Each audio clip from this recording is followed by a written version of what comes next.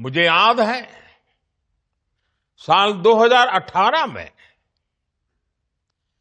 जब इस महान घटना के 75 साल हुए थे, तब 30 दिसंबर के ही दिन मुझे अंडमान में उसी स्थान पर तिरंगा फहराने का सौभाग्य मिला था।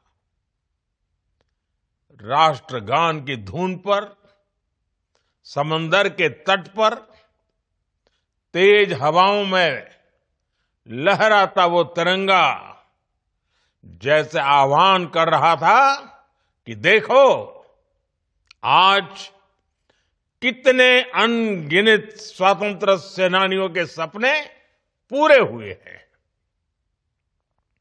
भाइयों बहनों, आजादी के बाद अंडमान निकोबार द्वीप समूह के इस गौरवशाली इतिहास को सहेजा जाना चाहिए था, लेकिन उस दौर में सत्ता में पहुंचे लोगों के भीतर एक असुरक्षा की भावना थी। वो आजादी का श्रेय केवल एक परिवार तक सीमित रखना चाहते थे। इस राजनीतिक स्वार्थ में देश के इतिहास की उपेक्षा कर दी गई। अंडमान निकोबार को भी गुलामी की पहचान से जुड़ा रहने दिया गया। इसके द्वीप आजादी के 70 साल बाद भी अंग्रेज अधिकारियों के नाम से जाने जाते थे। हमने इतिहास के इस अन्याय को खत्म किया। इसलिए पोर्ट ब्लेयर आज श्री विजयपुरम बन चुका है। श्री विजयपुरम, ये नया नाम, ये पहचान नेताजी की विजय की याद दिलाती है।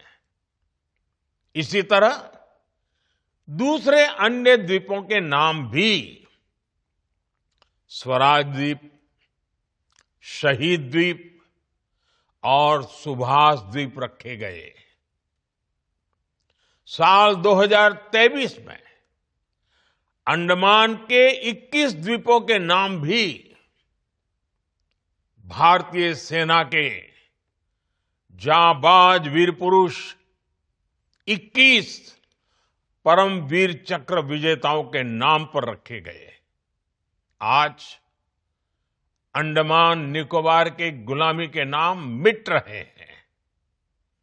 आजाद भारत के नए नाम अपनी पहचान बना रहे हैं। साथियों, नेताजी सुभाष चंद्र बोस आजादी की लड़ाई के महानायक के साथ ही स्वतंत्र भारत के महान स्वप्न दृष्टा थे। उन्होंने एक ऐसे भारत की संकल्पना की थी जिसका स्वरूप आधुनिक हो और उसकी आत्मा भारत की पुरातन चेतना से जुड़ी हो। नेताजी के इस विजन से आज की पीढ़ी को परिचित कराना हम सभी का दायित्व है। और मुझे खुशी है कि हमारी सरकार इस दायित्व को बखूबी निभा रही है। हमने दिल्ली के लाल किले में नेताजी सुभाष को समर्पित म्यूजियम का निर्माण किया है। इंडिया गेट के समीप नेताजी की विशाल प्रतिमा लगाई गई है। गणतंत्र दिवस की परेड में हिंद फौज के योगदान को भी देश ने याद किया है। हमने सुभाष चंद्र बोस आपदा प्रबंधन पुरस्कार भी शुरू किए हैं।